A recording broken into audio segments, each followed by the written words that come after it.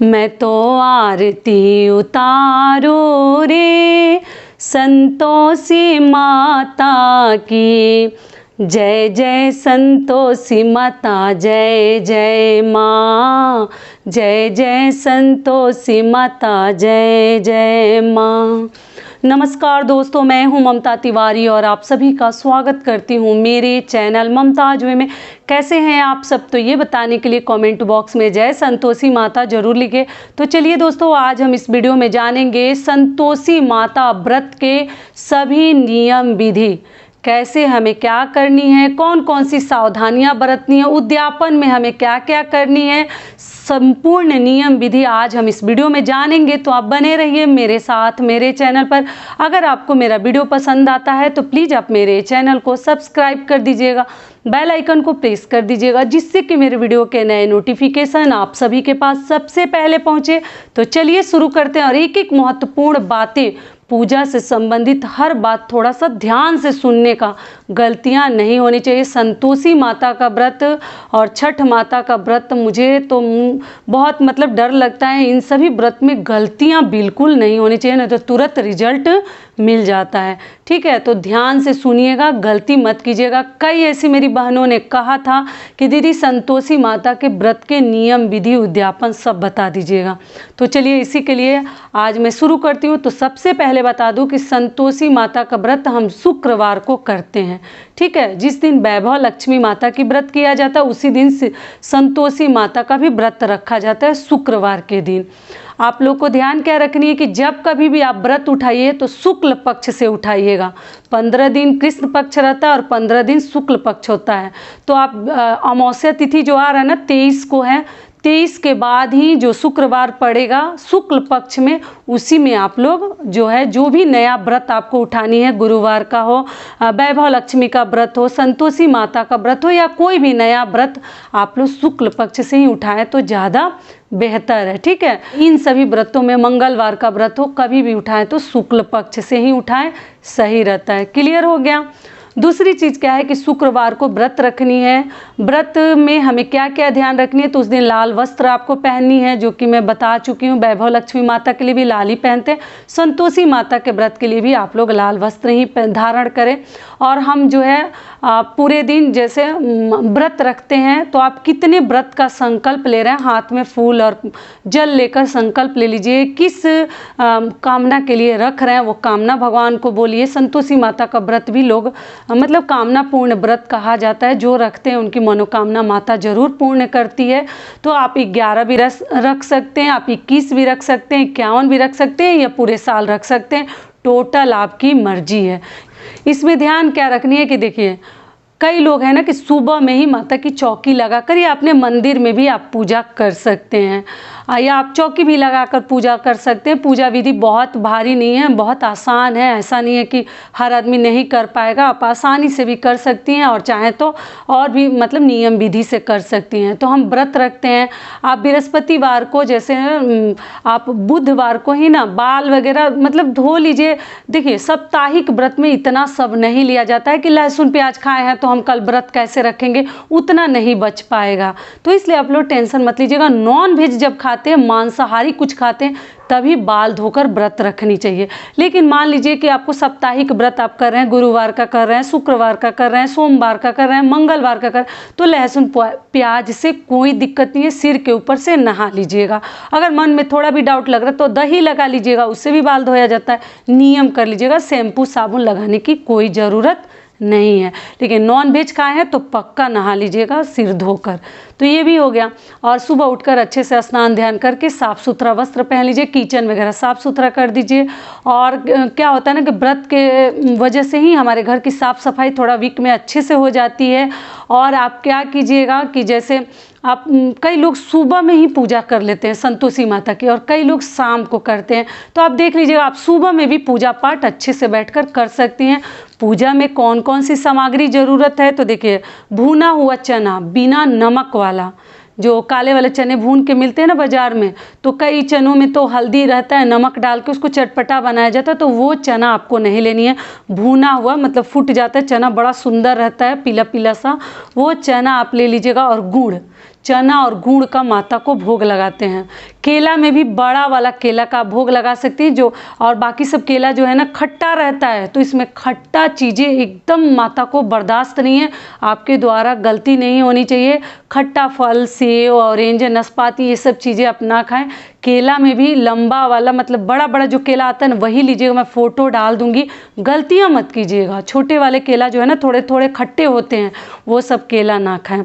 और दूध वगैरह आप पी सकती हैं, और पूजा पाठ करके मतलब भगवान को चना और गुड़ का प्रसाद भोग लगा देते हैं, पूजा पाठ कर लेते हैं। एक पुस्तक आती है संतोषी माता के व्रत की कथा की, वो पढ़ सकते हैं। संतोषी माता की जो आरती है, मैं तो आरती उतारो रे संतोषी माता की, इसी प्रकार से उसमें आरती दिया रहता है, जय जय संतोषी माता, जय जय माँ। तो जो ही आरती है आप लोग गा लीजिएगा, दीप धूप जलाकर पूजा अर्चना कर लीजिएगा, पुष्प चढ़ा दीजिएगा माता को। और करने के बाद आप जो है मतलब वो जो प्रसाद है, अगर आपके यहाँ सभी लोग मतलब सोच रहे हैं, आप देख रही है कि कोई खट्टा नहीं खाएगा, सब लोग बचा सकते हैं, तभी आप अपने घर वालों को प्रसाद दीजिए, आसपास दीजिए, नहीं तो मत दीजिए। आप केवल बचाइएगा तो जितने प्रसाद आप चढ़ाएंगे आप खुद खा लीजिए। चना और गुड़ का प्रसाद खाया जाता है, खा लीजिए, बच्चों को दीजिएगा, फिर बच्चे बाहर जाएंगे कुछ खा लेंगे खट्टी चीज़ें, पानी पूरी वगैरह, चाट वगैरह, तो आपको फिर नुकसान हो जाएगा। तो अगर कोई बाहर नहीं जाने वाला है, या आप पहले से जानती है कि ये नहीं खाएंगे, हमारे घर में कुछ नहीं बनेगा, तो आप जो है प्रसाद दे सकते हैं, नहीं तो आप ना दें। और जो घर में जो बाकी लोग हैं वो भी टमाटर वगैरह उस दिन सेवन नहीं करते हैं, जिनके यहाँ रखा जाता है संतोषी माता का व्रत, तो खट्टी चीज़ें ना खाएं उस दिन, घर वालों को लहसुन प्याज भी बनाकर ना दे तो ज़्यादा बेहतर है। तो ये भी क्लियर हो गया। नहीं तो आप केवल आप ही प्रसाद खा लीजिए तो टेंशन ही नहीं रहेगा, सही हो जाएगा। आप खुद खट्टा खाइएगा नहीं तो बच जाएगा, क्योंकि खट्टा खाने पर इस पर बिल्कुल मतलब बहुत बड़ा दोष हमारे ऊपर लगता है और बहुत भारी नुकसान हो सकता है, तो रिस्क ना लें। ये भी हो गया। अगली चीज़ क्या है कि शाम को एक समय हम भोजन करते हैं। भोजन में क्या करते हैं तो देखिए, आप जो है सेवई पूड़ी भी खा सकते हैं, पराठा और गुड़ भी खा सकते हैं, मीठी चीज़ें खाया जाता है।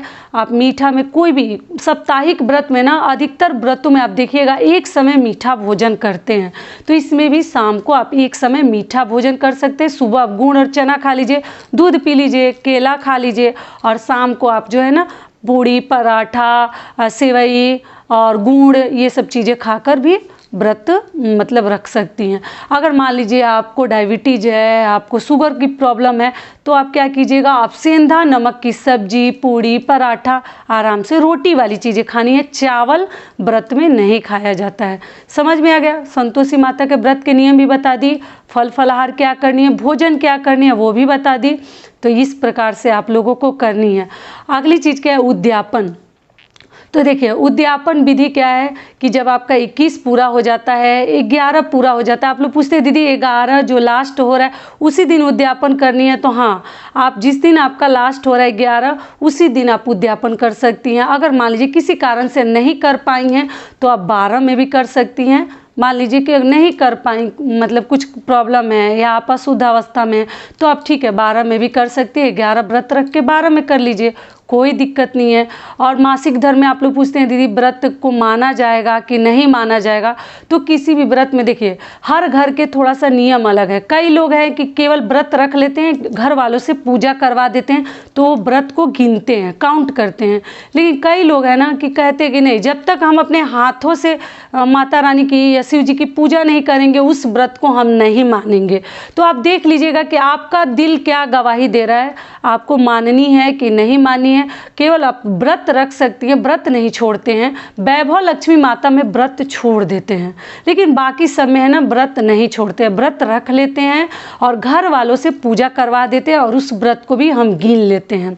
लेकिन अगर मान लीजिए कि आपको खुद अपने हाथों से पूजा करनी है तो आप जो है अगले व्रत को गिनिएगा, इसको केवल आप व्रत रख लीजिए, बाकी सब नियम विधि कर लीजिए। टोटल आपकी मर्जी है। हर घर के, हर राज्य के थोड़ा सा नियम अलग हैं। एक एक बात ध्यान से समझिएगा। उद्यापन में हमें क्या करनी है कि देखिए, उस दिन भी हम खीर पूड़ी बनाते हैं और कितने बच्चों को खिलाना है, इसमें लड़कों को खिलाया जाता है, ठीक है, बालकों को खिलाया जाता है, बालिकाओं को नहीं खिलाया जाता संतोषी माता के व्रत में। तो पहले तो एक दिन पहले आप घर में जाकर आमंत्रित कर दीजिए, निमंत्रण दे दीजिए। 16 बच्चे, कितने बच्चे? 16, मतलब 16 बच्चे चाहिए। उद्यापन ही थोड़ा इसका बहुत मतलब ये है कि आप ऐसी जगह पे उद्यापन करना, कहीं भी कर सकते हैं, कोई दिक्कत नहीं है। ऐसा नहीं कि यहीं से व्रत उठाएं तो यहीं करेंगे, आप जहाँ कहीं भी बच्चे मिलते हैं वहीं जाकर उद्यापन कर सकते हैं, ससुराल में, मायके में या कहीं और भी रिलेटिव में करके आ जाइए। क्योंकि 16 लड़कों को एक तो बुलानी है अपने घर, खीर पूड़ी मीठा ही भोजन करवाते हैं, मीठा भोजन, चने का प्रसाद, गुड़ भी दे सकती हैं, भुना हुआ चना बिना नमक का, बता दिया आप लोगों को। और जो है आपको उनके माओं को, माताओं को, मम्मियों को जाके कह देना है कि ध्यान रखिएगा कि आज आपका बेटा जो है खट्टा कुछ ना खाए, क्योंकि संतोषी माता का व्रत का अगर आप प्रसाद खा के नॉनवेज खा लेते हैं, खट्टी चीज़ें खा लेते हैं, तो बड़ा जल्द दुष्परिणाम आपको देखने को मिलता है। तो भगवान न करे कि किसी के साथ ऐसी सब गलतियाँ हो, तो ध्यान रखिएगा। और 16 बच्चों को हम बैठाकर लाइन में, रो में और बैठकर खिलाते हैं, पाँव पूजते हैं, दक्षिणा देते हैं और फिर उनको उनके घर हम विदा करते हैं। समझ में आ गया? तो इस प्रकार से हम संतोषी माता का व्रत का उद्यापन करते हैं, संतोषी माता के व्रत करते हैं। तो आप लोग, आशा करती हूँ कि इस वीडियो से मेरी बहनों को अच्छे से हर बात समझ में आ गई होगी। तो ये वीडियो मेरा यहीं तक का था, फिर मिलती हूँ एक नए वीडियो में। तब तक के लिए नमस्कार, स्वस्थ रहिए, सुरक्षित रहिए और जहाँ कहीं भी रहिए खूब खुश रहिए।